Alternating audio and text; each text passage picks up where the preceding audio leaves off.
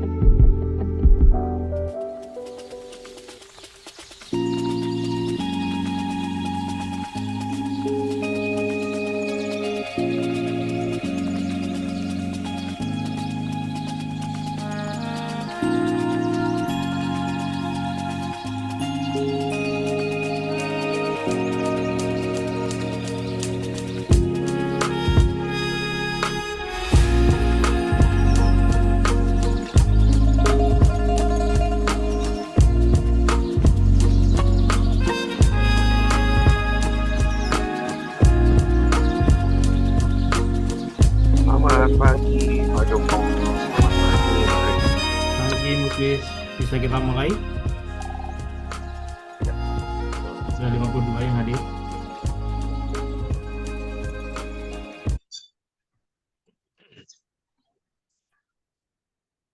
Baik, kita mulai saja ya teman-teman. Assalamualaikum warahmatullahi wabarakatuh. Selamat pagi semuanya. Ya, kita jumpa lagi di Kamis Eksis yang ke-62 ya, sudah 62 episode. Saya sapa dulu nih, ada Mbak Reni, tadi sudah ready ya Mbak Reni ya? Ya, Mas, insya Allah, Mas. Oke. Ya, ada. Ya, sambil menunggu teman-teman yang lain join. Jadi pagi ini kita akan membahas sedikit tentang statistik berkualitas dengan penjaminan kualitas gitu ya. Meskipun ini cuacanya agak sendu dan bikin rindu gitu ya, mudah-mudahan ini masih tetap semangat ya teman-teman. Pagi ini kita menyimak materi yang nanti akan disampaikan oleh Mbak Reni. Nah, sebelum kita masuk ke materi inti ya, kami silakan kepada Direktur Sistem Informasi Statistik Pak Joko Parmanto untuk membuka kegiatan kita pagi hari ini. Silakan Pak Joko. Ya, terima kasih Mas Muklis. Assalamualaikum warahmatullahi wabarakatuh. Selamat pagi, salam sejahtera untuk kita semua. Yang saya hormati, saya banggakan teman-teman semua yang bisa hadir di Kamis Eksis pada pagi hari ini. Ya, Alhamdulillah, puji syukur kita panjatkan kehadirat Allah Subhanahu wa Ta'ala, Tuhan Yang Maha Esa, karena pagi ini kita masih diberikan waktu luang, kesempatan, kesehatan, begitu ya, sehingga kita bisa berkumpul kembali di Kamis Eksis. Jadi ini adalah wahana kita bersama untuk sama-sama belajar terkait dengan bagaimana kita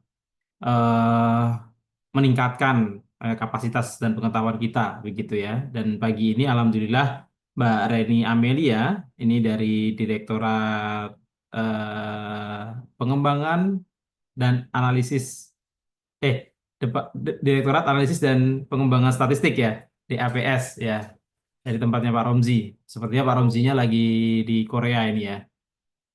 Ya, semoga semuanya dimudahkan dan mohon Mbak Reni terima kasih banyak sudah berkenan untuk hadir dan nanti sharing gitu ya Mbak Reni ya untuk terkait dengan kualitas data, kualitas statistik begitu. Memang ini menjadi apa ya perhatian khusus dari Direktorat SIS bagaimana kita bisa memproduksi data-data kita secara berkualitas begitu. Nah, mungkin kalau dari Direktorat SIS maka ada salah satu quality gates gitu ya. Nanti saya nggak tahu, mungkin Mbak Reni juga akan menyampaikan juga terkait dengan quality gates gitu ya. Itu adalah di tahapan desain, di tahapan build, dan juga di tahapan collect dan juga proses.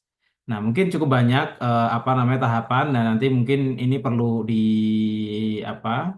kita pelajari bersama begitu dari Mbak Reni. Kebetulan beliau ini juga pengampunya gitu ya dari Direktorat APS gitu, sehingga kita beruntung mendapatkan narasumber yang memang di bidangnya, sehingga nanti mohon silahkan teman-teman untuk berdiskusi, menyampaikan kira-kira apa yang masih menjadi pertanyaan gitu ya, kendala.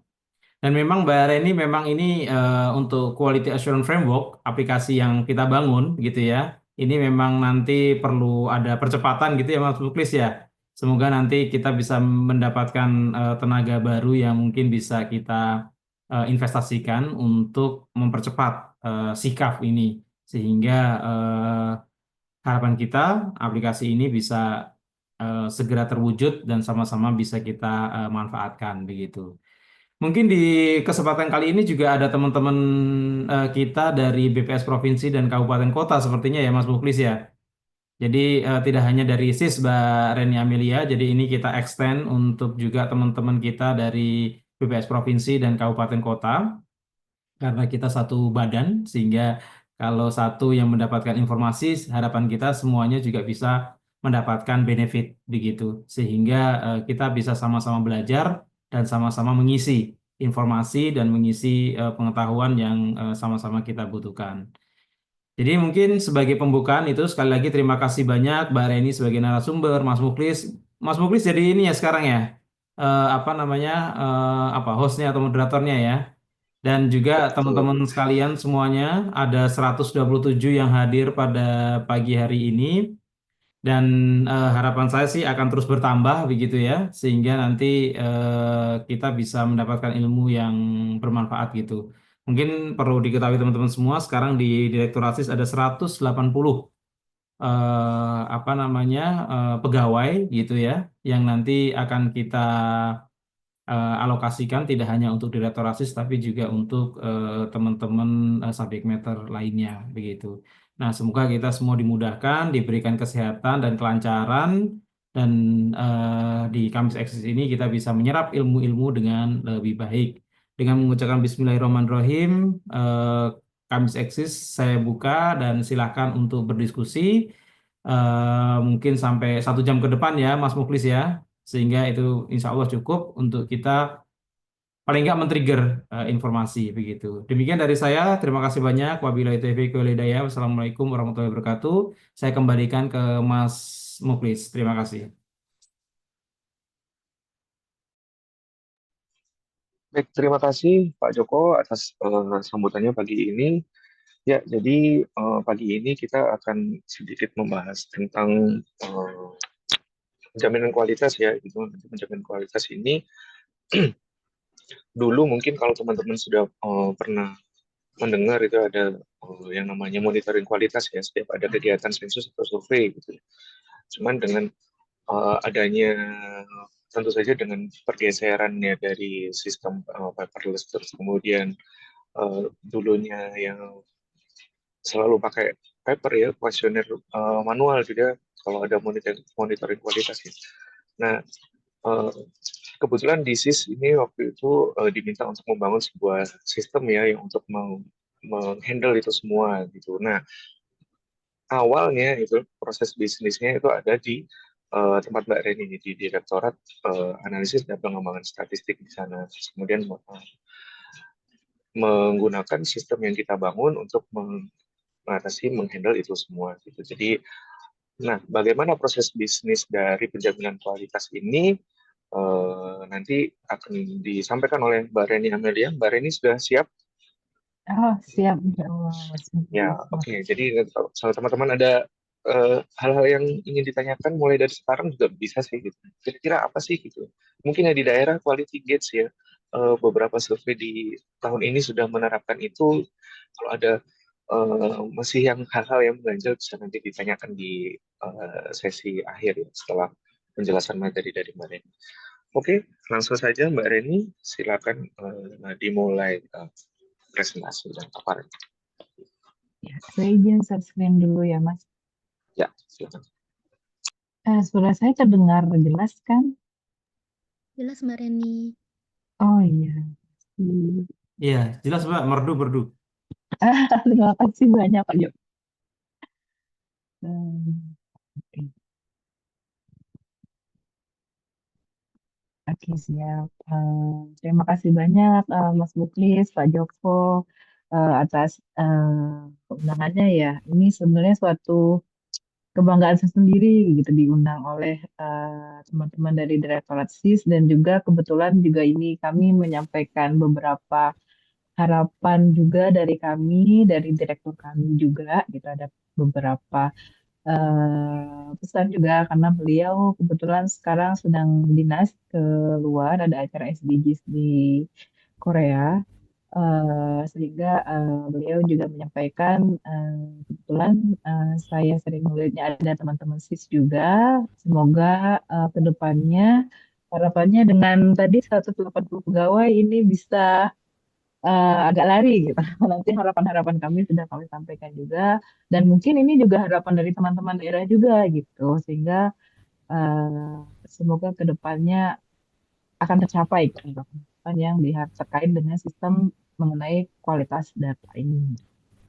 Baiklah, langsung saja saya buka. Assalamualaikum warahmatullahi wabarakatuh.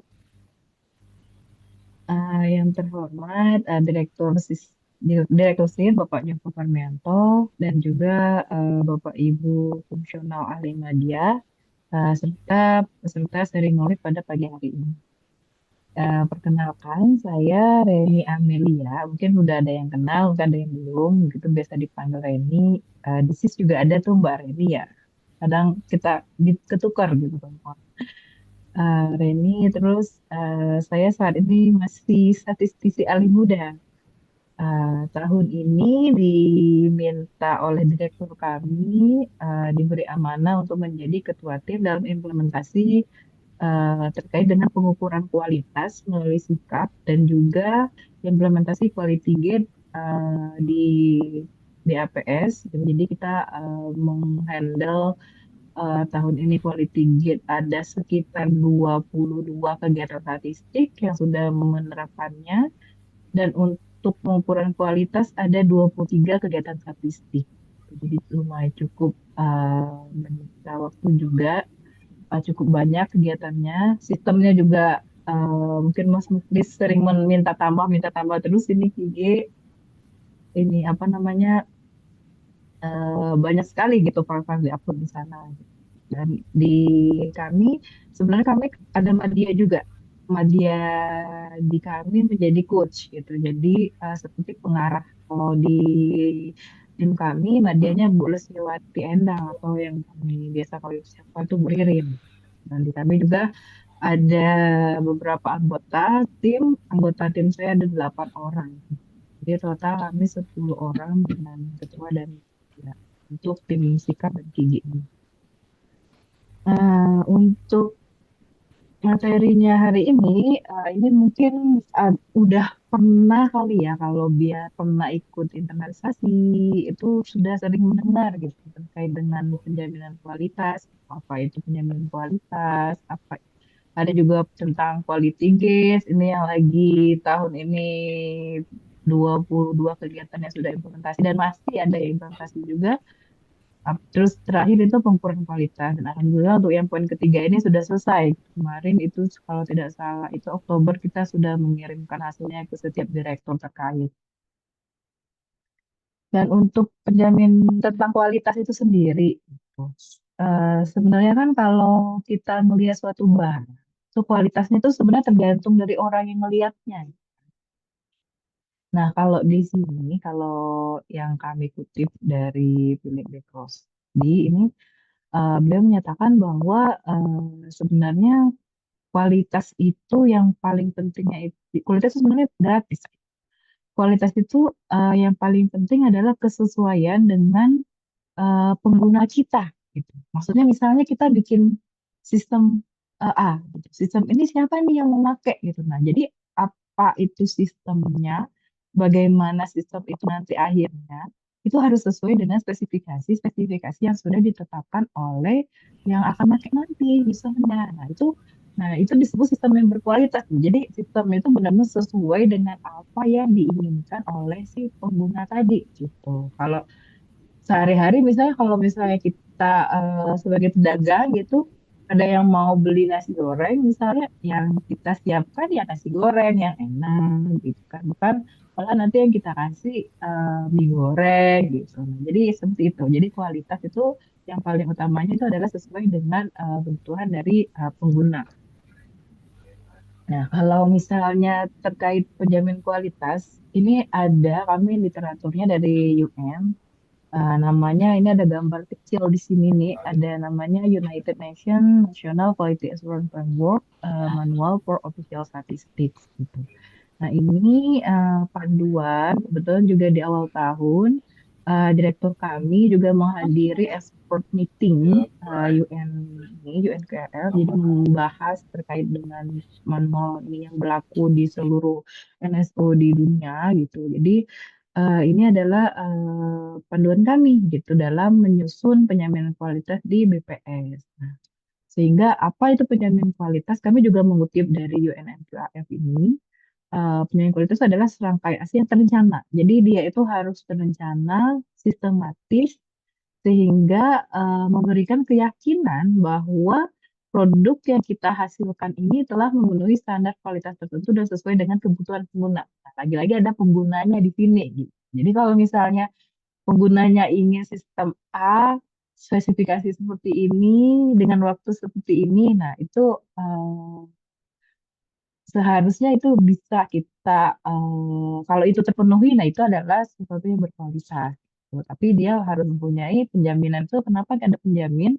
Jadi kita harus aksinya itu terencana sistematis gitu. Dan sehingga tuh memberikan keyakinan bahwa produk yang kita hasilkan tuh memenuhi standar.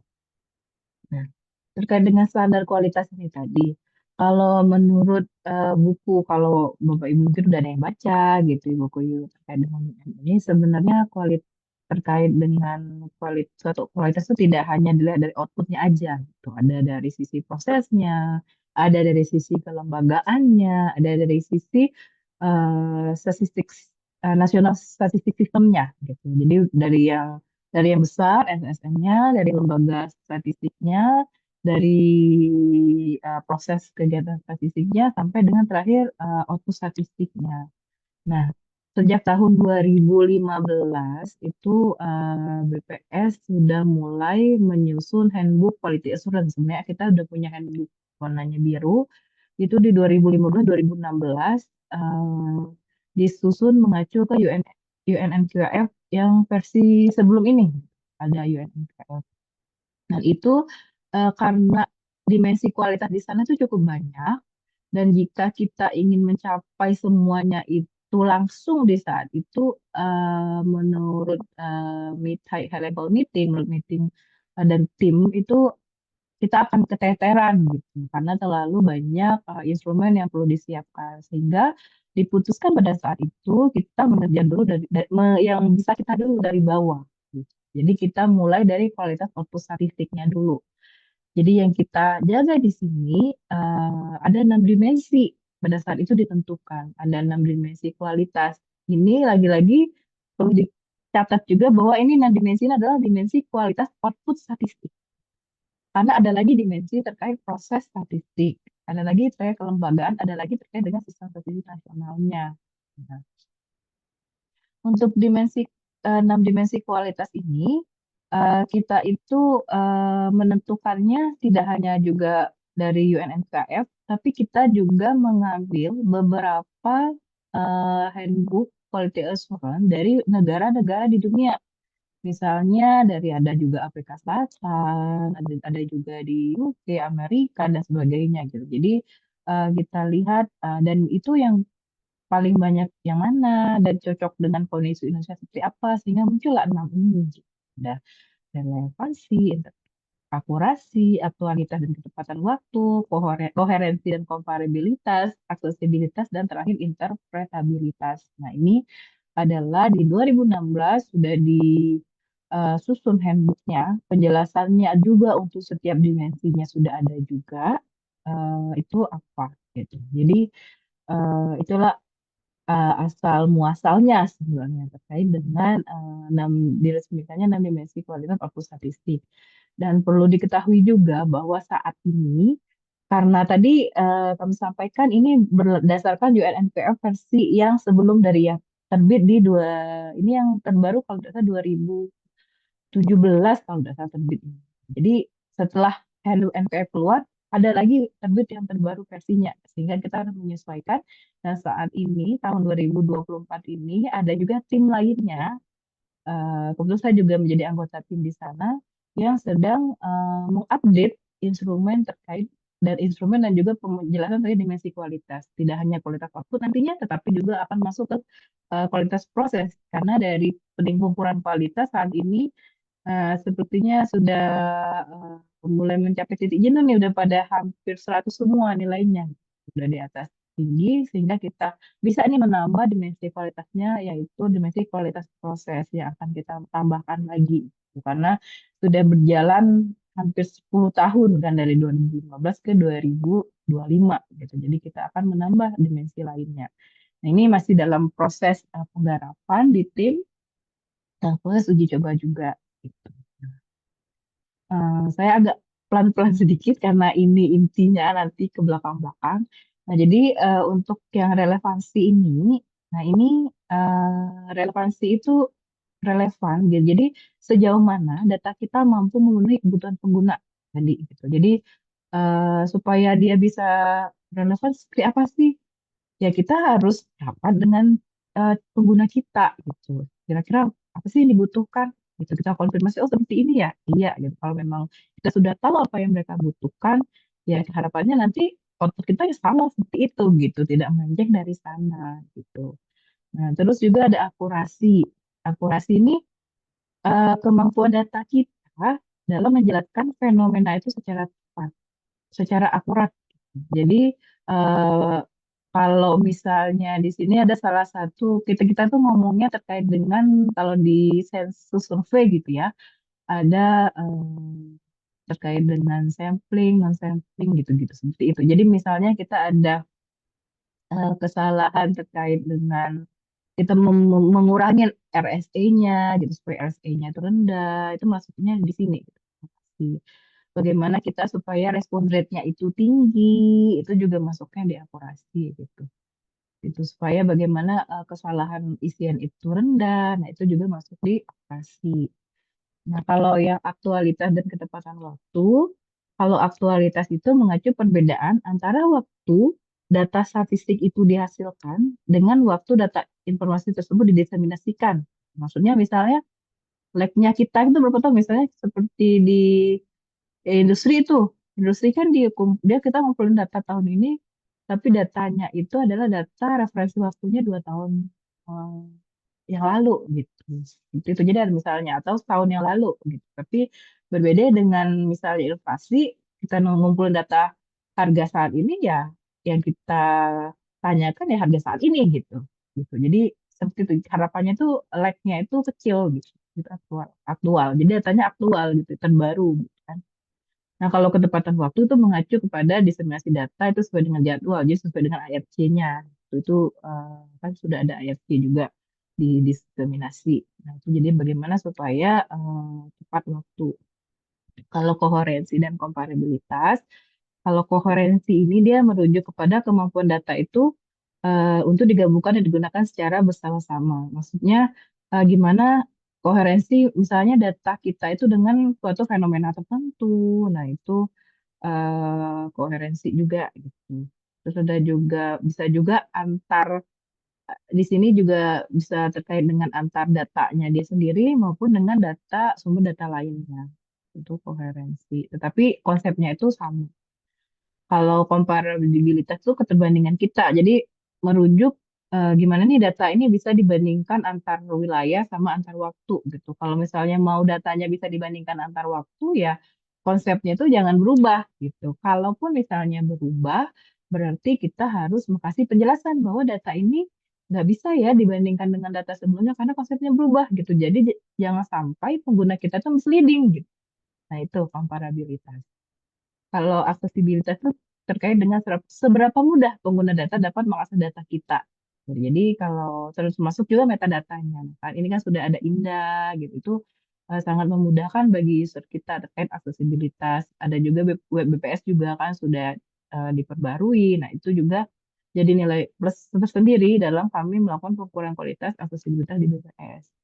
Untuk interpretabilitas ini terkait dengan bagaimana pemahaman dan kejelasan dari suatu data, bagaimana misalnya suatu publikasi, bagaimana analisis yang dijelaskan di dalam publikasi itu, gitu. Apakah jelas, apakah menjelaskan juga terkait dengan kualitas datanya, apakah juga menjelaskan terkait dengan konsepnya, dan itu interpretabilitasnya. Nah, kalau ini kita agak cepat sedikit karena ini sepertinya kalau teman-teman dari Direktorat sudah terbiasa nih dengan proses bisnis di SBBM ini gitu. Jadi nanti kalau saya jelaskan malahan takutnya kayak yang salah gitu.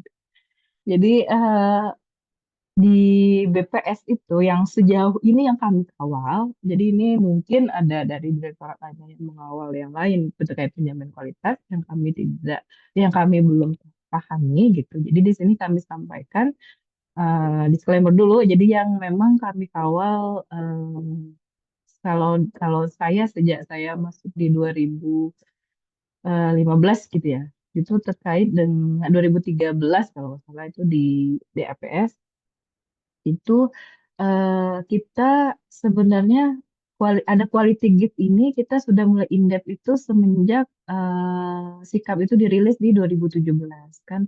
Sikap itu rilis kalau tidak salah dulu oleh Mas Wais ya, kalau tidak salah ya, Mas Wais dan juga tim DAPS itu waktu itu kalau tidak salah Pak Rustam, Kasubditnya di konsistensi itu menyusun sikap. Nah, sikap ini pengukuran kualitas. Jadi pada saat itu kami juga membangun instrumen in-depth untuk quality gates. Tetapi memang belum by system, masih Excel seperti biasa. Nah, jadi dulu juga sudah ada sebenarnya quality gate, cuma belum diterapkan. Kami masih tahap uji coba. Dan quality gates ini kami belajarnya itu dari tim ABS. Jadi waktu itu tim ABS ada yang ke BPS dan menjelaskan terkait dengan quality gates. Jadi quality gates itu kalau di Indonesia kan dia gerbang kualitas. Intinya tuh kalau suatu gerbang itu kan tempat orang mau masuk ke suatu tempat yang baru lagi gitu kan. Jadi tapi ada syaratnya. Ini jadi quality gate itu mirip alat apa dia adalah alat penjamin kualitas dari sisi prosesnya. Jadi suatu proses dapat berlanjut kalau dia sudah memenuhi syarat-syarat tertentu. Jadi dia di tahap prosesnya.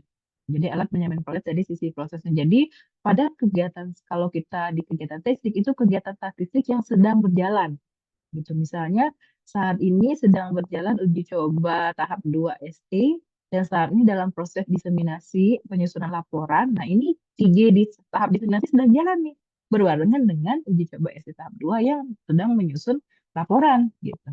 Jadi dia berjalan di proses.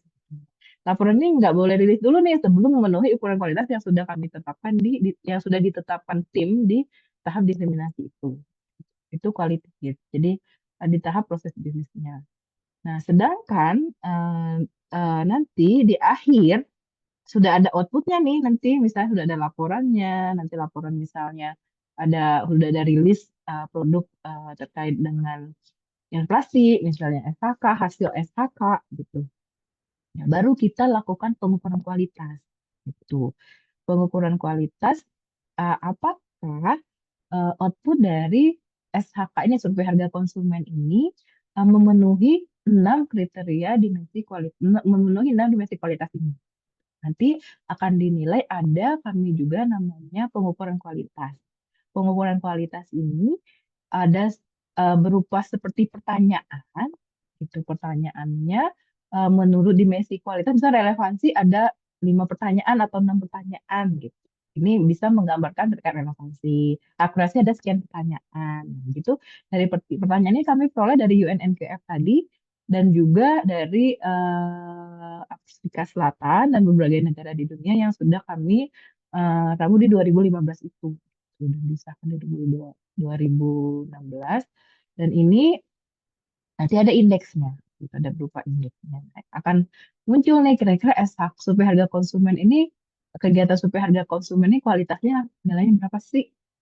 Dari 0 sampai 100 gitu. Apakah 90, apakah 100, itu ada. Dan ini memang hanya untuk internal BPS saja. Sehingga kami pun outputnya kami langsung email ke direktur terkait. Gitu. Jadi tidak kami sebarluaskan ke direktorat lainnya untuk tahun 2024 ini. Dan kami sangat bersyukur di Quality Gate kami tahun lalu itu luar biasa sekali dari timnya Mas Kiat dan di developernya adalah Mas Agung itu luar biasa membangun sistem Gate ini dalam waktu 3 bulan. Itu kami sangat apresiasi sekali. Dan tahun 2023 itu Gigit pertama kali dilakukan uji cobanya di Juni 2023 itu dengan sensus pertanian 2023 saat itu. Gitu. Sudah diterapkan IG, lalu disempurnakan pada saat ada PLK UMKM 2023 dan kami rasa itu di UMKM itu cukup pengawalannya cukup baik gitu karena memang kita mengawalnya dari awal mulai dari penyusunan kuesioner, sistem dan sebagainya. Dan sehingga sistem yang dibangun oleh Mas Kiat, Mas Agung dan tim itu di 2024 juga digunakan oleh 22 kegiatan statistik lain di tahun ini dan masih berjalan. Termasuk ada uji coba SK tahap 1 dan 2, termasuk juga dengan ada kami uji coba SUPAS, SHK, dan sebagainya. Jadi kami sangat berterima kasih sekali dengan timnya Mas Agung, Mas Kiat tahun 2023. Dan di tahun 2024 memang di 2023 pun di akhir tahun kami melakukan evaluasi ini terhadap sistem tersebut gitu ke beberapa BPS daerah dan juga kami ke BPS pusat juga. Dan ada penyempurnaan di 2024 yang telah kami sampaikan di awal tahun. Harapan kami juga ke tim birokrasi dan ada beberapa yang sudah dieksekusi.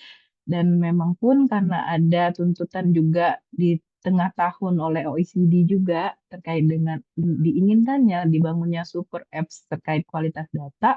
Dan kami juga sudah sampaikan, sudah memasukkan juga permohonan di Halusis. Semoga kami harap nanti pengembangannya dari tim SIS dapat memberikan tim yang solid ya dalam pengembangan super app ini. Dan saat ini dari timnya Mas Muklis dan dari eh, timnya Mas Muklis dan kalau teman-teman ya ada Pak Mas Hardian.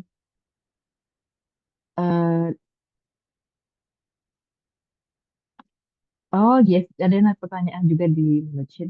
Iya benar, versi 5.1. Yes, BPM. Nah, itu. Jadi, kami terima kasih kepada tim SIS yang sudah membangun sistem gigit tahun 2023 lalu. Untuk ini gambaran terkait dengan quality gate-nya. Nah, ini tadi kami sudah sampaikan bahwa QG yang kami susun ini sumbernya itu dari ABS, mayoritas dari ABS. Sehingga dari ABS dan dari berbagai negara lainnya yang sudah kami referensi yang kami gunakan, akhir tahun 2023 disahkanlah perka terkait dengan gigi. Sudah ada itu linknya, dasarnya, bahwa setiap kegiatan statistik itu mengimplementasikan gigi dan menyusun laporannya. Maka sehingga kami harapkan gigi itu ya harapan kami sebenarnya yang sudah kalau kami sampaikan dari sistem KIG itu laporannya langsung bisa muncul gitu sehingga teman-teman daerah, teman-teman di pusat itu bisa langsung mendownload saja gitu kan untuk laporannya. Tapi memang saat ini belum bisa dan harapan pengembangan bisa lanjut ke depannya. Nah, ini quality gate itu adalah titik pengambil putusan. Itu daerah maupun pusat. Kemarin ada salah satu direktur juga yang bertanya terkait sebenarnya KG dengan MR ini apa sih bedanya gitu kan. Sebenarnya KG ini tuh pengembangan dari MR loh. Jadi MR itu kan kita untuk mendeteksi suatu resiko, terus memitigasinya, terus penanganannya seperti apa. Nah, sehingga harapannya itu tidak ada, sehingga harapannya itu ke depannya kalau ada ditemukan resiko itu kita sudah tahu nih akan melakukan apa. Nah, kalau di KIG pengembangan MR-nya kita sama, kita melakukan upaya mitigasi dan penanganan resiko yang tadi tapi resiko yang hanya dikategorikan resiko tinggi dan sangat tinggi dan juga terkait dengan kualitas data gitu. Sebenarnya kalau semua risiko bisa, tetapi kan SDM kita terbatas sehingga di Perka pun disampaikan bahwa risiko yang dimasukkan di KIG diutamakan itu yang risiko tinggi dan sangat tinggi dan berhubungan dengan kualitas data gitu sehingga meningkatkan deteksi dini terhadap error dan kelalaian dalam proses statistik gitu. Jadi misalnya ada risiko tinggi kalau di survei sensus itu kan respon rate nih di pengumpulan data itu kita letakkan gate-nya di pengumpulan data, ukuran kualitasnya apa? Yang tadi resikonya tadi apa? Respon rate-nya rendah, ya udah kita ukuran kualitasnya ada respon rate. Kita tentukan targetnya berapa. Kalau target tidak terpenuhi, apa yang perlu dilakukan? Terus apa yang perlu dilakukan oleh teman-teman supaya target terpenuhi? Kita ada aksinya, aksi preventif yang sudah disiapkan. Nah, itu quality gate-nya itu sebenarnya dengan MR berhubungan. Jadi kami tunjukkan di diagram-diagram terkait bagaimana hubungan itu dan harapan kami ke depannya. Jadi KIG ini adalah titik pengambilan keputusan dalam penyelenggaraan statistik untuk menentukan kelayakan suatu proses berlanjut ke tahap berikutnya dengan memeriksa kualitas proses. Tadi misalnya respon rate. Kalau respon rate-nya sudah sesuai, baru boleh lanjut ke pengolahan. gitu. Jadi harapannya nanti di ujungnya nanti itu sudah semuanya data sudah sempurna baru kita gabungkan gitu. Jadi nggak kerja 2 kali gitu. Seperti itu. Nah, fungsinya apa? Untuk memastikan kualitas dari proses tadi yang sedang berjalan dengan melakukan mitigasi terhadap risiko proses sedini mungkin. Jadi supaya benar-benar proses yang berjalan itu berkualitas.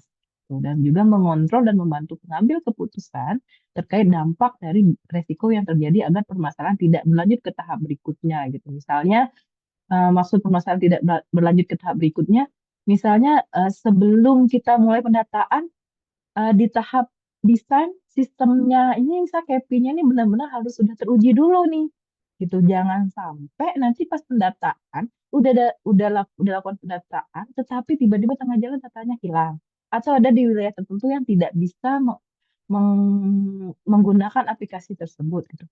Oleh karena itu biasanya beberapa survei itu memasang di tahap desain. Di desain itu sebelum di desain atau build ya, di build itu sebelum masuk ke collect harus ada dulu uji coba KPI misalnya. Itu kalau belum dilakukan uji coba KPI, ada juga yang di wilayah yang remote area dan sebagainya. Nah, itu belum boleh dilanjutkan digunakan di collect, belum boleh masuk ke collect seperti itu. Jadi supaya apa? Supaya nanti tidak ada permasalahan kendala pada saat di pengumpulan data gitu. Jadi kita memitigasi sedini mungkin gitu. Dan penempatan gate itu tidak mesti antar JSBPM gitu.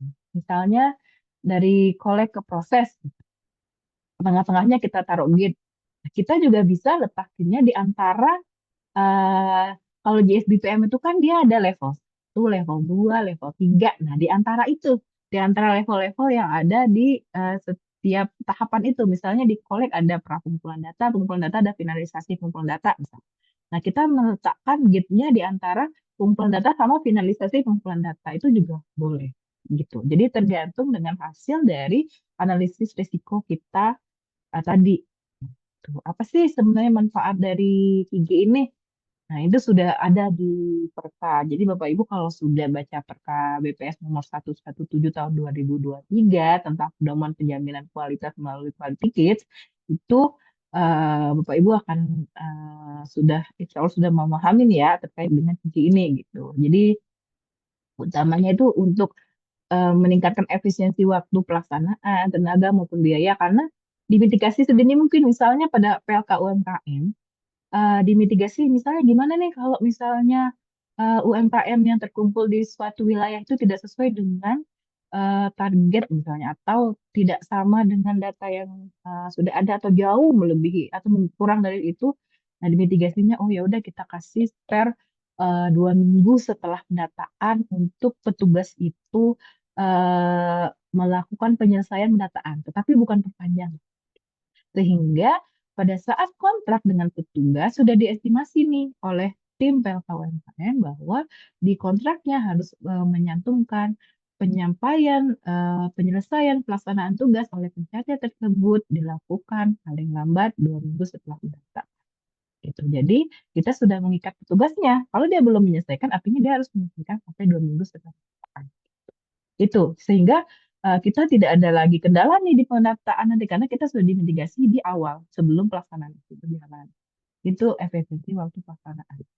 Nah, kalau yang kedua untuk meningkatkan penjamin kualitas output, ya tentunya kita karena kita sudah kita kawal dari awal, harapannya output statistik kita dari relevansi, akurasi, aktualitas, ketepatan waktu, koordinat, keterbandingan, dan interpretabilitas itu dapat kita tingkatkan dan kita jaga. Terus juga sebagai model akuntabilitas dan pertanggungjawaban karena setiap aksi preventif itu kan aksi yang harus dilakukan oleh si pelaksana agar tercapai ukuran kualitas itu menjadi hijau kalau istilah kami hijau. Maksudnya, misal respon rate ditargetkan 90, apa sih yang perlu dilakukan teman-teman di daerah supaya respon rate-nya bisa 90 misalnya. Misalnya ada meminta surat dukungan dan sebagainya dan daerah perlu mengupload dokumen surat dukungan tersebut ke sistem KIKIT gitu. Sehingga pada suatu saat ada misalnya ada pengecekan dari inspektorat dan sebagainya itu kita sudah ada dokumen-dokumennya yang di sistem KIKIT dan bisa di-download juga oleh teman-teman di daerah tersebut gitu. Jadi kita sudah mempunyai dokumentasinya di sistem kita. Oleh karena itu kita memerlukan storage yang cukup besar juga di sini gitu di Gigit. Terus selanjutnya sebagai bahan evaluasi, monitoring dan perencanaan. Nah, jadi perencanaan pembangunan kualitas statistik di lingkungan instansi. Jadi di 3 ini juga menjadi perhatian pimpinan juga. Deputi kami setiap ada seperti raptek dan sebagainya itu menyampaikan terkait dengan quality gate. Bagaimana pencapaian quality gate misalnya di SE, uji coba SE, dan juga SEP yang terakhir dilaksanakan juga, dan juga terakhir pada saat kami mengikuti Rakornis SE di Surabaya kemarin, pesan juga dari Bu PLT bahwa kita harus menerapkan penyampaian kualitas, salah satunya dengan quality gate. Itu beliau menyebut quality gate. Oleh karena itu kami besar harapan kami untuk terkait dengan pengembangan super apps yang business requirements-nya udah kami sampaikan ke teman-teman SIS itu bisa tercapai gitu. Dan terakhir untuk meningkatkan tentunya kredibilitas instansi kita juga karena kita harapan memang dari pengukuran kualitas akhirnya nanti ada seperti quality declare gitu. Kualitas itu ada deklarasi kualitas suatu kegiatan statistik yang bisa diakses oleh pihak luar. Harapan nantinya jika memang ini sudah firm dulu dari sisi kitanya gitu. Dan harapan juga instansi lainnya juga bisa menggunakan gitu kalau memang dari BPS-nya juga sudah firm dulu, sudah stabil, baru harapan bisa diterapkan oleh KLDI lainnya gitu. Nah, ini gambaran alur quality gate, mungkin sebentar lagi waktunya. Jadi ini ada alurnya, ini GSDPM, gitu yang sebelah kiri GSDPM. Nah, lalu kita di tahap perencanaan itu kita menyusun GG, gitu. GG itu disusun di tahap perencanaan. Kira-kira mau ditempatkan di mana aja, gitu. Itu sudah dari awal nih. Misalnya gate-nya ditempatkan di mana, jadi jangan nanti gate tengah jalan bikin gate gitu. Jadi dari awal saya tetapkan, oh gate-nya di pengumpulan data pengolahan. Misalnya hanya 2 itu, ya nggak apa-apa kalau memang berdasarkan hasil analisis risiko, yang paling tinggi resikonya di 2 itu, gitu yang perlu dikawal. Nah, habis itu kita menentukan penempatan. Nah, menentukan penempatan dan ukuran kualitas ini berdasarkan dari risiko tinggi dan ekstrim dan harapan ke depannya, bank-bank risiko pada saat teman-teman di PJK pusat menyusun gate dan ukuran kualitas di dalamnya itu sudah ada banknya gitu. Banknya itu otomatis terisi pada saat mereka mengisi MR. Jadi ada keterkaitan nih antara sistem MR dengan sistem kami gitu. Tentunya tidak semua risiko itu masuk, tetapi risiko yang nilainya tinggi dan ekstrim dan berhubungan dengan kualitas data itu akan masuk ke sistem kami. Selain itu, karena nantinya di akhir kegiatan, suatu kegiatan itu akan dinilai kualitasnya, diukur kualitasnya, maka kami harapkan juga pertanyaan-pertanyaan yang ada di sikap tadi itu sudah dikawal dari awal di KG gitu. Jadi pertanyaan sikap yang relevan juga bisa menjadi suatu bank risiko di ukuran kualitas di KG. Itu harapan yang sudah kami sampaikan di bisnis requirement kami. Nah, nanti setelah kita menentukan siapa yang perannya, misalnya sign off-nya siapa, apakah direktur, apa siapa, terus toleransinya berapa, misalnya apakah toleransi respon rate 80% atau 90% dan sebagainya. Terus aksinya apa, aksi preventifnya apa, korektifnya apa. Nah, setelah menentukan menyusun KG oleh teman-teman di pusat, saat ini teman-teman pusat yang menyusun KG, baru kita mulai implementasi KG. Gitu. Jadi implementasi KG itu dilakukan di pusat maupun daerah, tergantung gate-nya itu letaknya di mana. Gate-nya bisa letaknya di pusat, bisa di provinsi, bisa di kabupaten. Nah, lalu untuk implementasi, kita akan melakukan aksi preventif dulu. Aksi preventif itu aksi-aksi pencegahan supaya tidak jadi merah gitu. Maksudnya supaya bagaimana nih supaya respon rate-nya bisa terpenuhi misal. Tadi respon rate. Lalu setelah kita melakukan aksi preventif, kita lakukan penilaian ukuran kualitas. Apakah ukuran kualitasnya merah, kuning, hijau gitu. Pada saat penilaian ini juga harapan kami ke depannya supaya penilaian itu otomatis dilakukan oleh by system, tidak dilakukan sendiri oleh auto. Gitu. Misalnya kita di SIS itu punya nih database dari seperti di dashboard kan ada tuh respon rate. Udah kalau misalnya di dashboardnya hijau, udah otomatis di KG nanti hijau. Kalau merah merah. Tuh, supaya tidak ada lagi namanya penghijauan. Gitu. Kalaupun misalnya harus dokumen diupload, harapannya mungkin saat ini sudah ada kecerdasan buatan bantuan AI ya dalam melakukan validasi dokumen tersebut. Ini mungkin perlu dibahas di sisi. Dan hal setelah itu misalnya ukuran kualitasnya sudah hijau, iya tinggal langsung bersetujuan sign off, lanjut ke gate berikutnya, masih ada gate, lanjut ke gate selanjutnya, implementasi ke gate selanjutnya, kalau gate-nya habis, evaluasi. Gitu. Kalau ternyata merah atau kuning, lakukan aksi korektif dulu. Misalnya tadi menurunkan task force dulu untuk meningkatkan respon rate. Gitu. Lalu kita lanjut ke tahap berikutnya.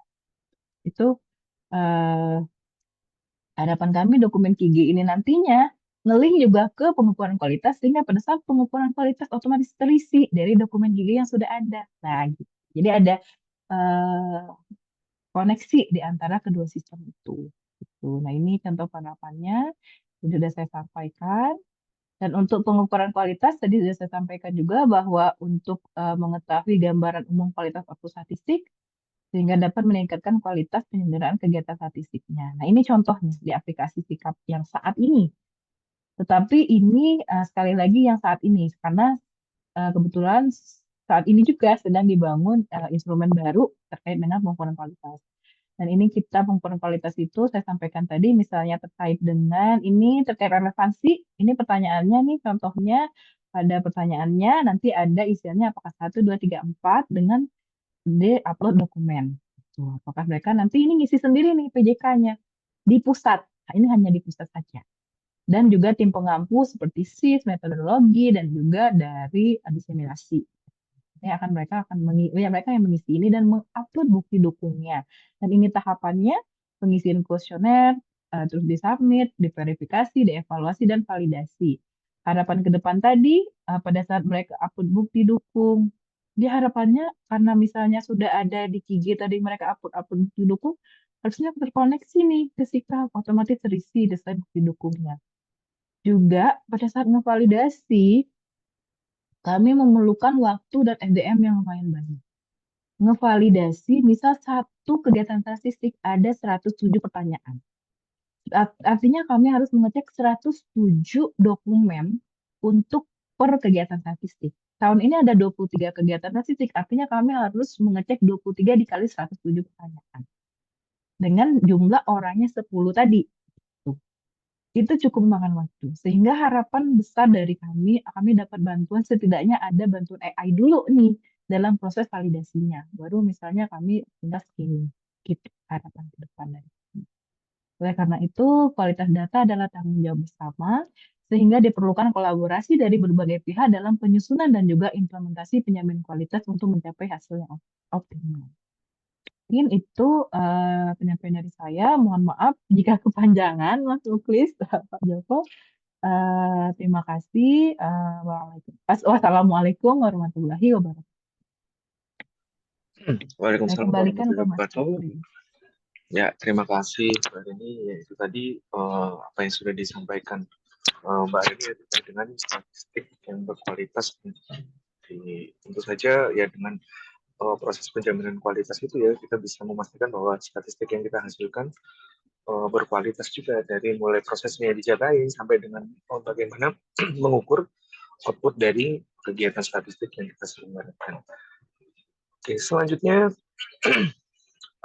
boleh nih teman-teman yang penasaran dan mungkin ada hal-hal yang mengganjal ya dan ingin ditanyakan, silakan raise hand teman-teman. Jadi dari daerah ada yang bertanya-tanya terkait dengan proses quality gates, mungkin juga terkait dengan Sikap, silakan saja. Oke, kami buka 3 pertanyaan kali ya, 3 pertanyaan terlebih dahulu. Silakan.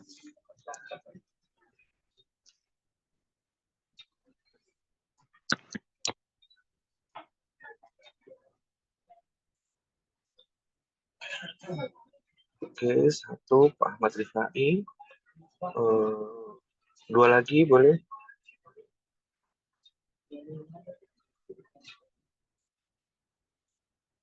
Oke, baik. Kami silakan Pak Ahmad Rifai untuk menyampaikan pertanyaannya, Pak. Silakan. Ya, Assalamualaikum warahmatullahi wabarakatuh.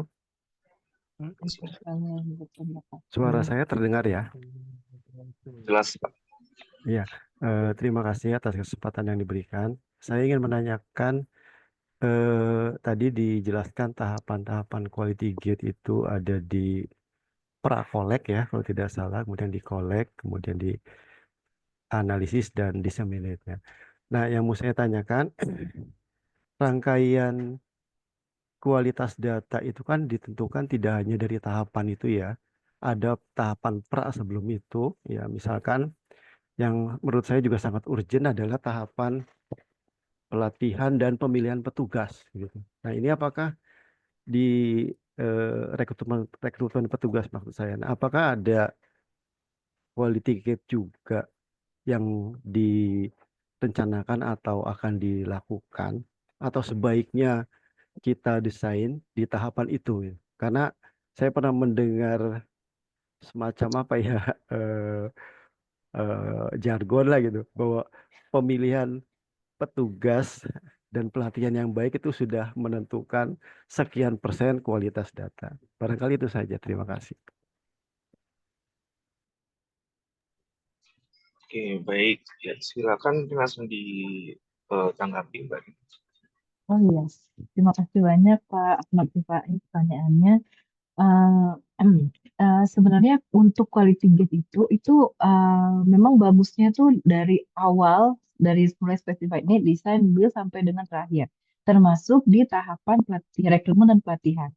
Untuk seperti yang di uji coba SE, di tahap SE itu sudah ada gate terkait dengan pelatihan petugas.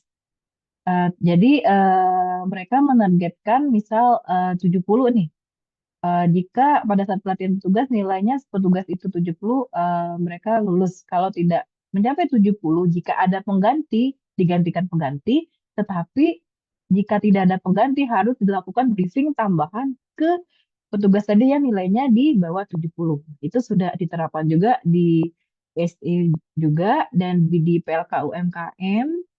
Sudah mulai diterapkan dan beberapa ada juga yang sudah menerapkan di tahap pelatihan juga kalau kami tidak salah. Jadi memang tergantung dari analisis risiko di setiap kegiatan statistik masing-masing. Ada juga yang dari PLK UMKM itu sudah menyiapkannya itu dari awal sebelum pelatihan. Jadi di tahap awal mereka harus melakukan uji coba kuesioner dulu, uji coba KPI-nya mereka dulu gitu. Jadi itu tergantung dari hasil analisis risiko di setiap PJK-nya. Jadi kalau kami menyarankan misalnya dari awal, jika menurut PJK-nya kami petugasnya internal BP semua, jadi dari itu tidak perlu ada rekrutmen dan tidak perlu ada gate di pelatihan, berarti ya tergantung PJK, mereka tidak akan memasang itu. Mungkin mereka akan langsung memasang di pengumpulan data. Gitu. Jadi gate mana itu tergantung dari PJK. Mungkin seperti itu, Pak.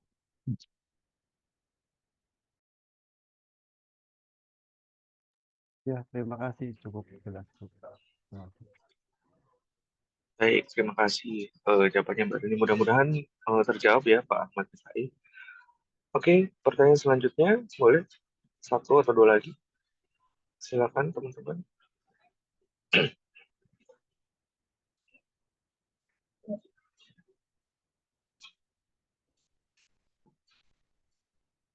Oke, kalau nggak dari saya nih, saya nanya.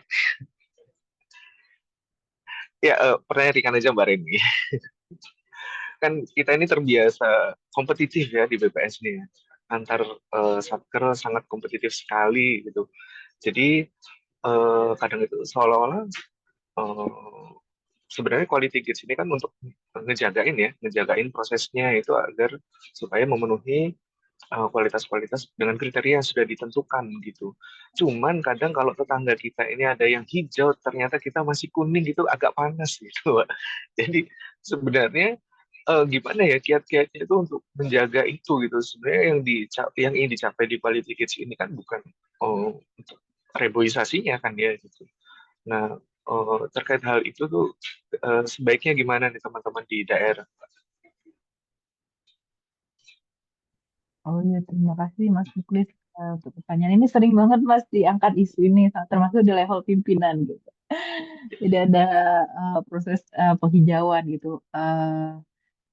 Berkali-kali di Raktek pun di rapat pimpinan, deputi kami menyampaikan bahwa eh, di KIG itu merah bukan berarti kinerjanya jelek gitu.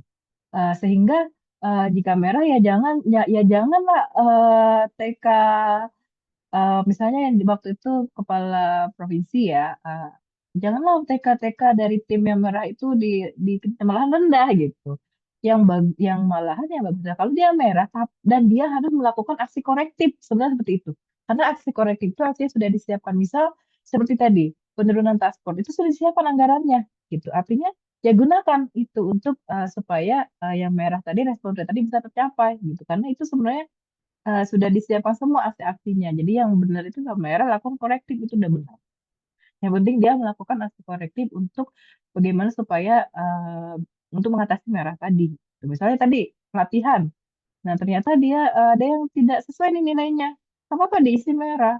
Artinya di wilayah itu diperlukan hari tambahan untuk melakukan briefing.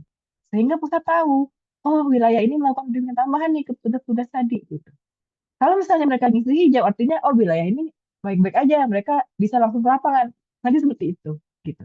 Jadi jangan takut masih sesuai kondisi yang sebenarnya karena ini sudah disiapkan semua. Jadi ini bukan suatu seperti TK gitu. Kalau merah kita TK-nya nanti direndahin, nggak kayak gitu.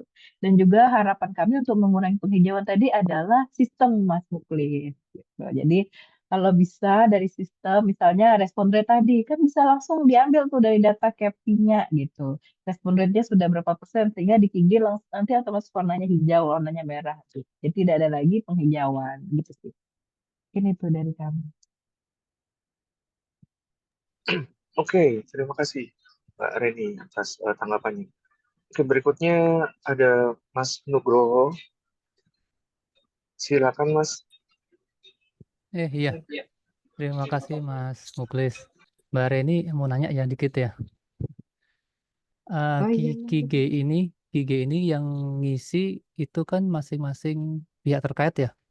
Atau ada ini sendiri? Pihak terkait kan ya? Misalkan untuk di pengumpulan itu berarti di SM-nya atau di SIS gitu ya, atau tahap processing itu yang isi yang menghijaukan itu adalah pihaknya, bukan ada apakah ada satu peran itu ya, atau peran atau mungkin di Direktorat Analisis yang sebagai wasit ya, Prit, oh ini sudah hijau gitu ya, Prit ini sudah boleh lanjut itu. Apakah seperti itu? Lalu dalam penerapannya ya, dalam implementasi sekarang ini, apakah masih ditemukan bahwa KIGET ini ya, kalau KIGET ini walaupun belum lolos tapi sudah dilakukan tahap selanjutnya gitu Mbak. Itu Mbak, makasih Mbak. Baik, ya silakan Mbak Reni langsung dihijau. Terima kasih Mas Nugroho untuk pertanyaannya. Untuk yang pertama, oh ya Kak, mungkin tadi saya belum jelaskan terkait dengan implementasi KIGI-nya ya, di sistemnya ya. Di sistemnya kami itu punya yang namanya admin. Admin itu ada dua, kalau di pusat admin ada dua jenis. Admin direktorat dan admin kegiatan gitu. Kalau admin direktorat, misalnya di setiap direktorat yang ada di pusat, kecuali direktorat, sepertinya ya, setiap direktorat yang ada di pusat itu memiliki admin direktorat. Jadi admin ini seperti perpanjangan tangan kami. Jika misalnya di direktorat itu ingin mengadakan suatu survei apa, nanti yang mengajarkan adalah admin direktorat tadi. Gitu. Nah, dan admin direktorat inilah yang berhubungan dengan kami di DAPS. Misalnya, oh kami perlu survei ini, Mbak Reni untuk di sistem, tolong tambahkan kegiatannya di sistem. Kami tambahkan. Nah, ada juga yang namanya admin kegiatan, admin PJK-nya. Admin kegiatan ini misalnya Susenas nih, di Direktorat Kesra ada admin Direktorat Kesra, ada admin Susenas gitu. Nah, admin Susenas ini bertugas di aplikasi itu membuat penyusunan KIGE, mulai dari gate-nya di mana, ukuran kualitasnya apa, aksinya apa, preferensi apa, dia yang menginputnya ke sistem KIGE. Tetapi yang menyusun gate-nya ya seluruh tim Susenasnya gitu. Jadi admin ini bertugas untuk menginput KIGE yang sudah disusun, bertugas untuk menambahkan user-user di Susenas, itu tugas admin di Susenas. Dan juga di bawah admin ada namanya operator. Nah, operator inilah yang bertugas untuk melakukan penilaian KIGE. Jadi ada operator Susenas. Operator Susenas menilai KIGE, yang berfungsi juga untuk melakukan upload bukti, itu operator Susenas. Nanti ada juga peran yang paling krusial juga, ada peran yang namanya sign off, yaitu pengambil keputusan, misal di Susenas tadi adalah direktur keserannya. Jadi inilah direktur inilah yang menentukan gate itu bisa lanjut atau tidak. Langsung nyambung pertanyaan kedua. Jadi jika misalnya menurut direktur hijau merah hijau di approve nih, artinya lanjut ke gate selanjutnya, akan terbuka gate yang selanjutnya seperti itu. Jika menurut direktur merah nggak boleh nih lanjut, lakukan dulu aksi korektif A B C, tambahan lagi ini A B C, tidak boleh lanjut ke gate-nya, nggak boleh terbuka gitu. Jadi lakukan dulu korektif. Kalau korektif sudah diupload, sudah dilakukan, dan menurut direktur ya sudah lanjut saja karena sudah melakukan aksi korektif, lanjut baru lanjut gitu. Jadi seperti itu. Jadi harapannya memang yang approve adalah level eselon 2-nya. Kalau di kabupaten kota adalah kepala kabupaten kotanya yang approve itu boleh lanjut atau tidak gitu. Jadi memang kami sudah meletakkan itu posisi di yang paling krusial di daerah itu. Jadi cukup banyak juga tugas dari para direktur ini. Dan di daerah pun kami punya admin KIGE provinsi dan juga admin KIGE kabupaten kota, yang fungsi admin kami ini bukan untuk mengisi isian KIGE dari setiap PJK, tetapi untuk menambahkan operator untuk tiap PJK tadi. Gitu. Misalnya ada Susenas, ada operator sendiri nih di Jawa Tengah untuk Susenas. Ya, operator inilah yang mengisi KIGE merah, kuning, hijau, upload bukti dan sebagainya. Gitu. Dan ini berasal dari PJK terkait. Jadi admin kami hanya menambahkan user, menambahkan pengguna, dan juga jika ada kendala-kendala sistem dia yang membantu. Dan juga yang akan kontak dengan kami. Jadi seperti itu. Jadi sudah punya kepkanya, kepala BPS, penetapan admin di setiap unit kerja dan juga di setiap provinsi dan kabupaten. Sudah ada kepkanya. Gitu. Gitu. Itu Mas Muklis. Oke, terima kasih Mbak Rini atas jawabannya. Mudah-mudahan terjawab ya, Mas Nugroho ya.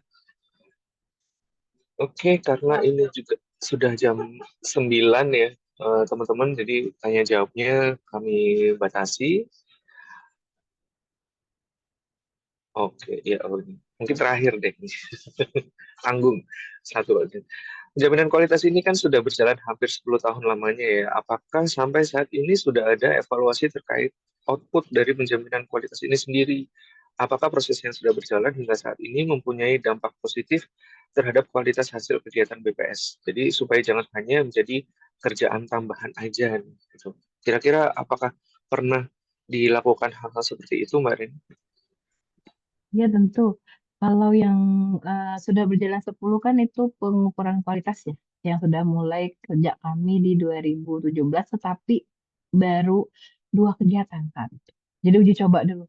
2 kegiatan, terus kita nambah lagi jadi berapa kegiatan, nambah lagi berapa kegiatan gitu. Jadi bertahap gitu, 2, 4, 6, dan sampai terakhir itu 23 kegiatan. Dan pada saat untuk pengukuran kualitas itu, ini kami dalam proses untuk evaluasi instrumennya di tahun ini. Jadi ada tim yang mau evaluasi, sehingga pengukuran kualitas itu akan dirombak total bagaimana caranya supaya eh, bisa otomatisasi tadi gitu. Harapannya itu. Jadi kalau misalnya semuanya sudah otomatisasi, itu tidak merepotkan PJK karena bisa ngambil data dari database ini, database ini, database ini gitu. Itu sih harapan kami. Dan kami sudah melakukan evaluasi setiap tahunnya, ada evaluasi terkait hal tersebut. Gitu. Jadi seperti itu. Masuk please. Oke, baik. Mudah-mudahan menjawabnya. Ya, memang harapannya ya dengan adanya pengukuran kualitas ini, kualitas dari kegiatan statistik yang kita laksanakan harusnya semakin baik ya gitu. Karena logikanya kita ngejakin kualitasnya, tapi kualitasnya makin menurun tuh jadi agak aneh gitu. Jadi selain dari harapan, mungkin ya nanti dengan adanya evaluasi setiap tahunnya, terus kemudian dengan semakin banyaknya sensus survei kegiatan statistik yang menerapkan quality gates, jadi setiap kegiatan yang kita laksanakan di BPS ini akan semakin berkualitas gitu, karena sudah ada koridor-koridor yang dijagain gitu, sudah ada guidance-nya di sana gitu. Baik, terima kasih Mbak Reni, ini sangat menarik sekali materi hari ini. Nah, mungkin biar lebih menghangatkan suasana yang di sini agak-agak mendung-mendung dingin gitu ya. Kebetulan memang beberapa hari ini hujan. Dari panitia sudah menyiapkan kuis nih teman-teman, peserta Kamseksis hari ini. Nanti akan dibantu oleh Mbak Wido. Mbak Wido, apakah sudah siap? Mbak Wido, oke. Sudah siap Mbak Wido? Oke, Mas. Jadi kuis ya kita ya, berarti ya. Sedikit mungkin ya. Oke, ya Nggak apa-apa, untuk boleh. refreshing mungkin ya. Pertanyaannya. Siap. Mbak Reni kalau mau ikutan kuisnya boleh Mbak. Siapa tahu ini ada hadiah menarik kan ya pastinya. Tuh. Oke. Nah, oke. Baik ya, silakan Mbak Wido untuk memulai. Oke, selamat pagi teman-teman, Bapak Ibu. Ini saya mukanya nggak kelihatan nggak, Pak?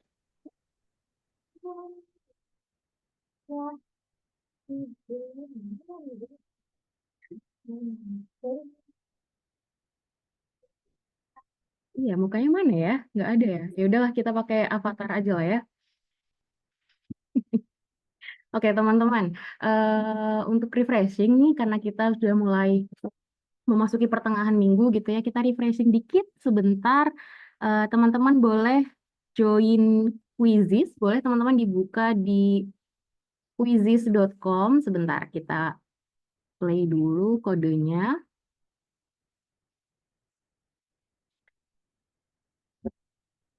Saya boleh share screen teman-teman panitia? Bisa ya? Oke, sudah terlihat belum ya? Jadi teman-teman boleh join di link joinmyquiz.com, kemudian kodenya terpampang di layar teman-teman 582645.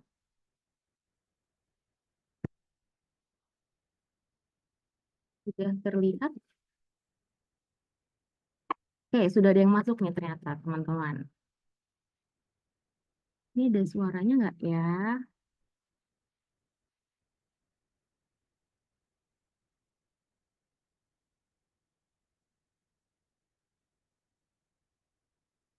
Empat 14 orang sudah masuk, 17 orang.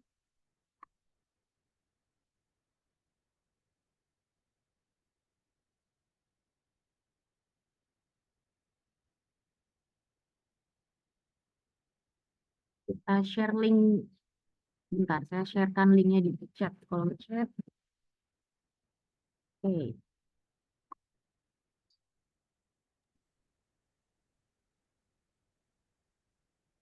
Ada hadiahnya nggak nih Mbak Wido? Oh ya, ada hadiahnya teman-teman. Nanti ada berapa teman-teman, teman-teman panitia berapa hadiah yang mungkin dipersiapkan? 1 atau 3? Tengah-tengah aja kali ya, 2 ya? Oh 2, oke boleh, siap.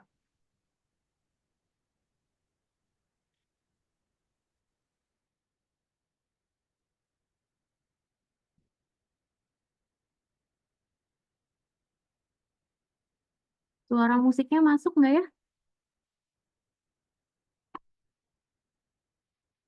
Suara musiknya nggak masuk ya? Sepertinya ya, Ya nih, sepi. seperti ya.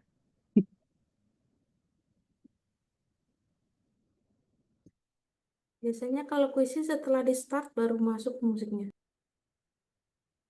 Oh oke, terima kasih. Berarti kita tunggu ya, masih 106 orang nih, mau ditunggu sampai berapa nih kira-kira nih? Mungkin kita tunggu 1 menit lagi ya, teman-teman ya. Karena sudah jam 9:11.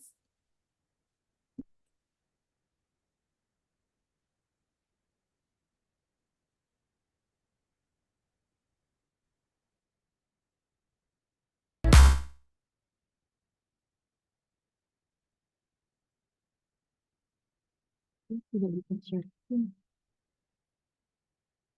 Oke, sudah share screen ya. Oke, kita start aja teman-teman ya. Sudah 115 orang nih. Ramai ternyata ya hari ini ya, alhamdulillah.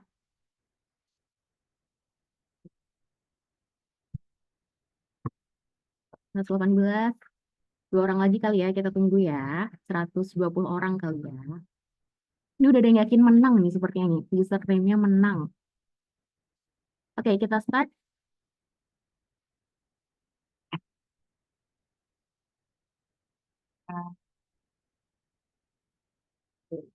Jadi di sini teman-teman harus menebak frasa atau mungkin 1-2 kata dari gambar yang tertera. Ini ada gambar 3 kata ape. Kira-kira apa nih kata atau frasa yang harus teman-teman tebak? Kelihatan ya gambarnya ya, ada 3 kata ape. Kemudian yang ditunjuk adalah yang pertama. Ini katanya dalam bahasa Inggris, teman-teman. Kita hari ini belajar gamenya dalam bahasa Inggris ya, biar agak seru.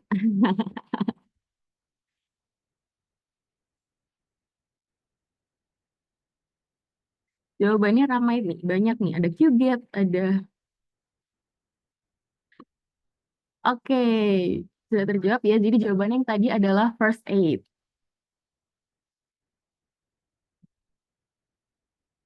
Kita next question. Jadi contohnya seperti itu ya. Jadi tadi di soal yang pertama adalah jawabannya first aid. Kita coba soal kedua. Kira-kira apa nih jawabannya? Ada kata give dan get. Ada kata give dan get. Apa nih kira-kira?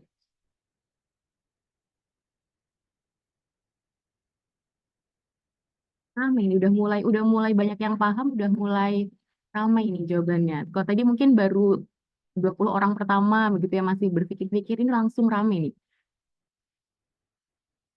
Kira-kira apa nih? Ada kata give, give. 9 detik, 8, 7. Ayo, masih ditunggu nih teman-teman yang lain nih. 3, 2, 1. Oke, kita lihat ya. Ternyata yang berhasil menjawab berapa orang nih? Leaderboardnya dulu, oke. Wah, ternyata Q-Gap nih naik nih jadi nomor 1. Jadi jawabannya ini adalah forgive and forget. Betul. Oke, kita next question. Agak maksa ya. Mungkin ini ya, jokes bapak-bapaknya versi orang luar gini kali ya. Oke, ini ada kata moral yang ditopang sesuatu jadi naik nih. Apa kira-kira jawabannya nih?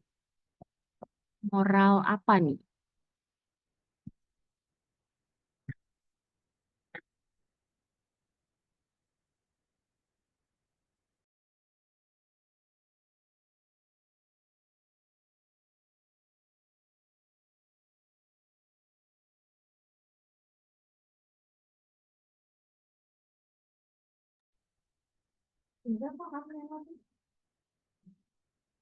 Nyala, cek.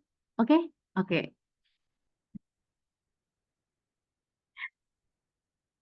Oke, kita lihat soal ketiga, siapakah yang berhasil menjawab? Oh, Bang Jago naik nih. Bang Jago berhasil menjawab. Jadi jawabannya adalah moral support, teman-teman. Kita ada berapa pertanyaan? Ada 14 pertanyaan, teman-teman. Kita next pertanyaan selanjutnya, baru pertanyaan keempat nih. Moral support. Iya, moral support. Musiknya nggak ke share ya? Oke, baik. Ada 4 kata meta.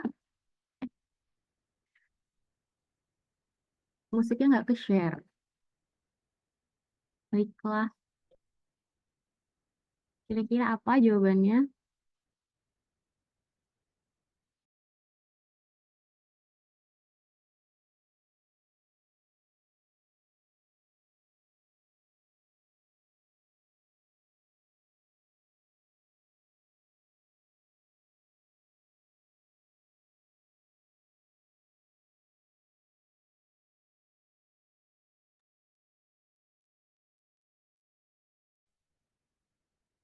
Cek suara saya masuk lagi. Oke. Suara di tempat saya juga nggak ada nih soalnya sepertinya. Oke, jadi jawabannya tadi adalah metafor. Karena ada 4 kata meta, jadi jawabannya metafor gitu ya. Oke, next question. Aduh, tapi cukup bosan juga ya kalau nggak ada suara ya sebenarnya ya. Gak apa-apa deh teman-teman kalau mau mengaktifkan audionya, jadi saya nggak ngomong sendiri nih. Yoi. Yoi, ada Mas Muklis ya. Yes. Nih, pertanyaan selanjutnya. Ada huruf C dan ada 4 Yourself. yourself. Apa nih? Diri Anda. Kamu sendiri. Vitamin Yourself. yourself. Vitamin C. Yourself berarti yourself determine the expresi Yourself. Anda. 4 yourself dan 1 huruf C. 4 kali dia dapat nilai C jadi Ya, mulai. ketahuan. Vitamin C. Oke, kita lihat dulu leaderboardnya. Sepertinya Bang Jago masih memimpin. Ini jago beneran ya Bang Jago nih. Jadi jawabannya adalah C for yourself. See for yourself. Ada Oh, lihat 4 dirimu sendiri. yourself. Jadi C for Aboy. Lihat dirimu sendiri. betul. Iya. Mabek cepat banget sih. Bisa jawab. Pilihan gambar lagi. Nah, ini. Kira-kira apa nih? What Ada must. kata what, dia arahnya ke atas, ya bacanya ke atas kan. Kemudian Apa ada dan mas, harus. bacanya ke bawah. What's must. What's Agak mikir must. yang ini sih Must kan memang. katanya harus. What apa? Betul. Apa yang harus, ya kan? Right. Apa yang harus dilaksanakan? Apa yang harus tuh ya katanya ya. Kira-kira Yes. kira apa nih? Determine the expedition. What's Apakah dia Mas-mas? Mas Bray. Oke, kita lihat dulu leaderboardnya. Apakah Bang Jago masih jago? Masih jago ternyata Bang Jago. Wah, Ini Bang Jago udah pernah main game ini nih Bang Jago. Jadi jawabannya adalah what goes up ini tinggi must banget deh, come Bang down. Jago. Nah, setengah jalan teman-teman. Siapa kira-kira yang bisa melawan Bang Jago nih? Ini agak easy lah ya. Ada kata stand, try. ada garis, dan ada kata try dan angka 2. Apa nih kira-kira nih?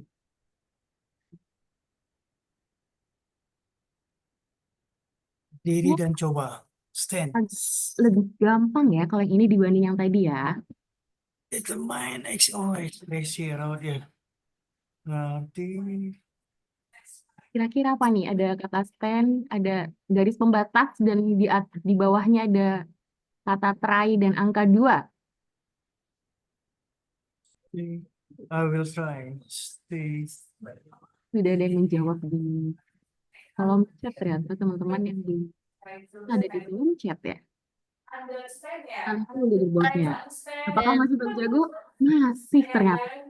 Wah, Ada gila. workload naik nih. Kolom jawabnya di mana? Try to understand, teman-teman. Oh, coba untuk dipahami. Oh,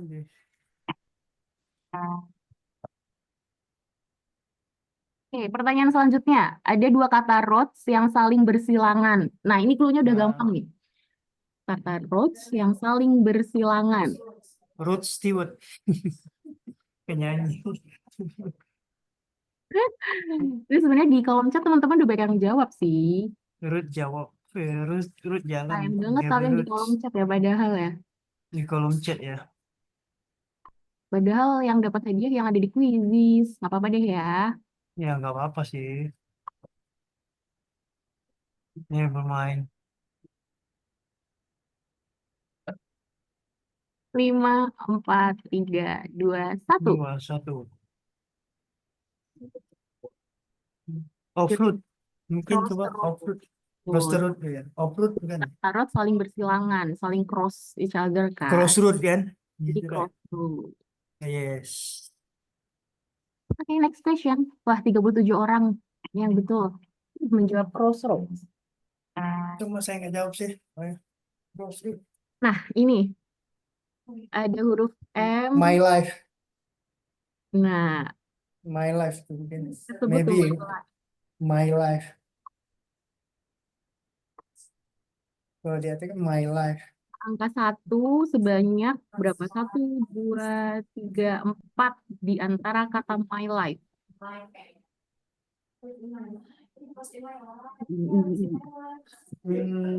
Apa ya? Kasih tahu nggak ya? Berarti Yang bisa menjawab my life. Kalau nanti jadi if my life lah jadi John Bon Jovi. Is my life. jadi jawabannya It's adalah my life. for once in It's my life. life. Boy, for Nih, one. Bang Jago tidak terkalahkan ini Bang Jago. For once in my life. For Betul. one is my life. Jawabnya di mana, Bet? Kan tadi Gitu ada ya. kata 4 ya. Jadi for ada 4 kata 1 maksudnya. Oke, kita next di selanjutnya. Ini ada huruf S, E, G, G. Kira-kira ini membentuk kata apa? Ada yang tahu? E, G, G, X. X ya, membentuk huruf Yes, membentuk X.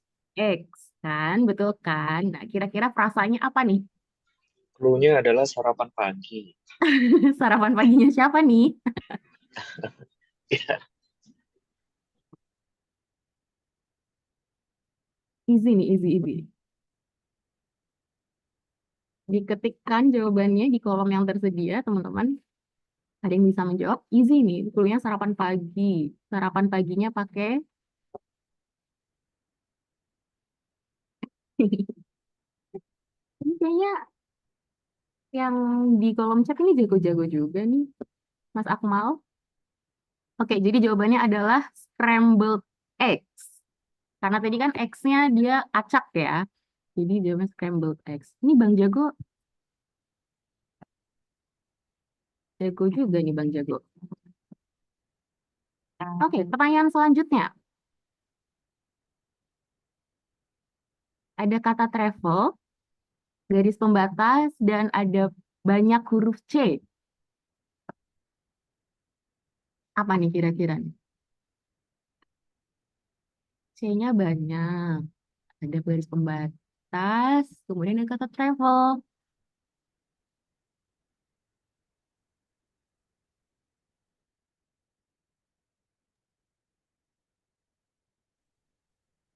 Apakah ada yang bisa menjawab?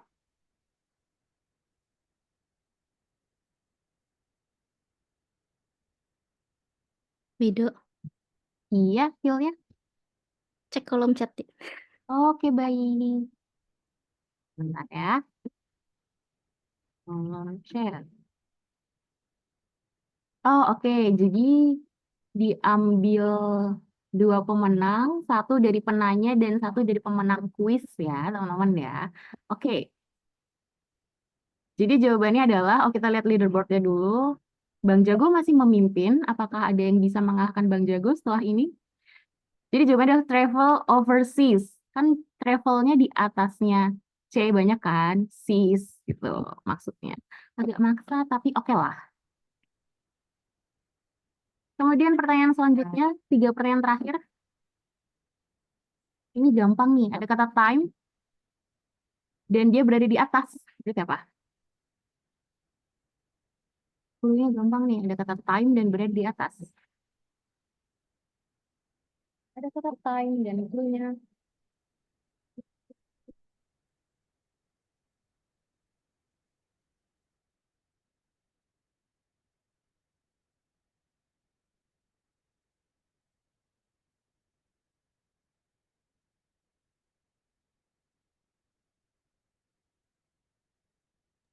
Oke, saya kembali.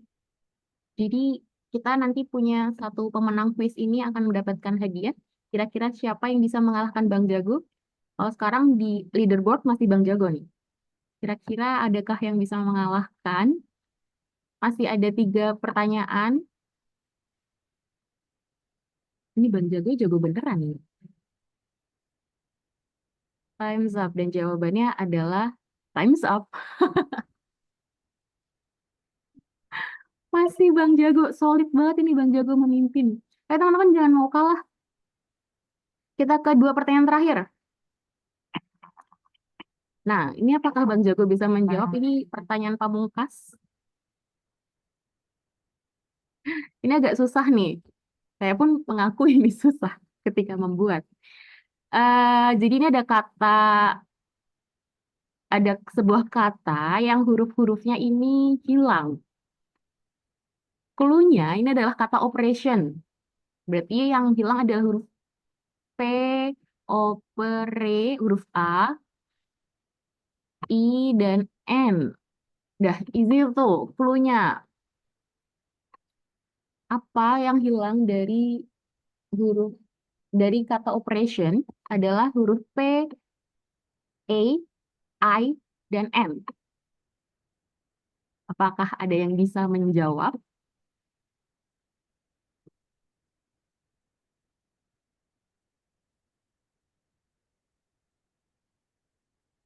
Ayo, ayo, 3, 2, 1.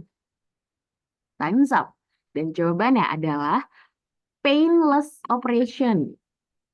Kan yang hilang kan huruf P, A, I, N kan, pain kan. Jadi operation itu dikurangin pain, painless operation gitu.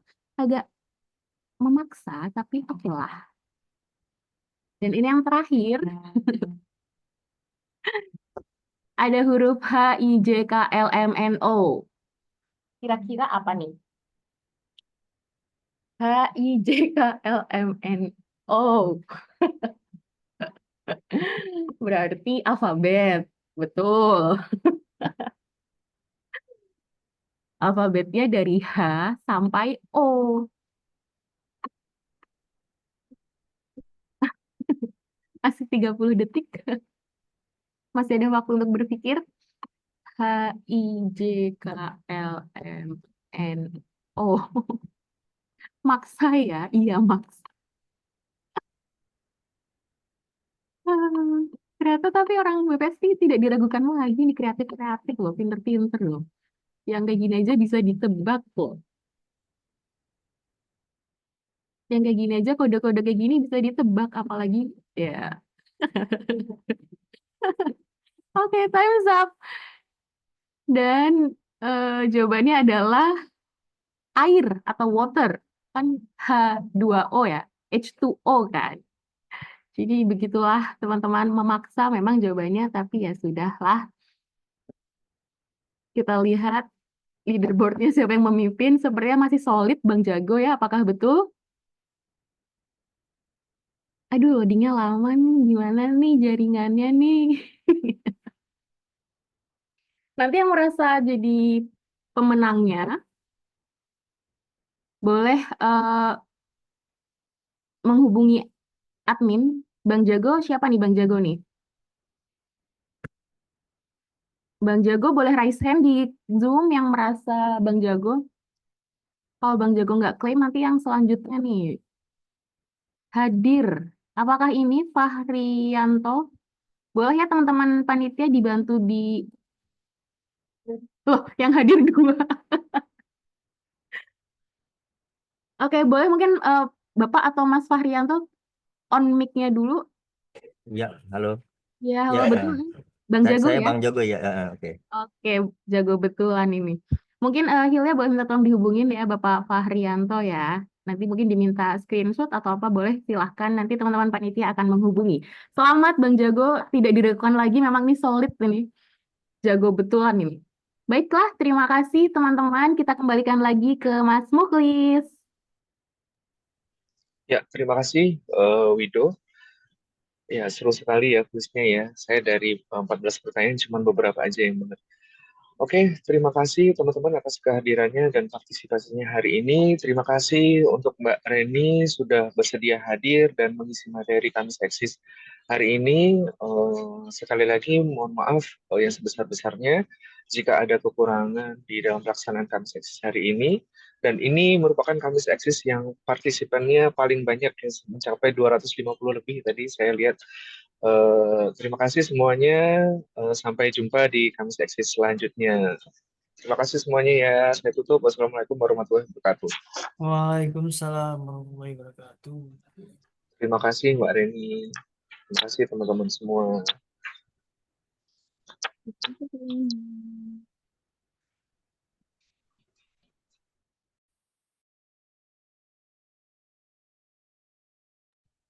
Makasih Mas Muklis, Pak Joko, Pak Ihsan.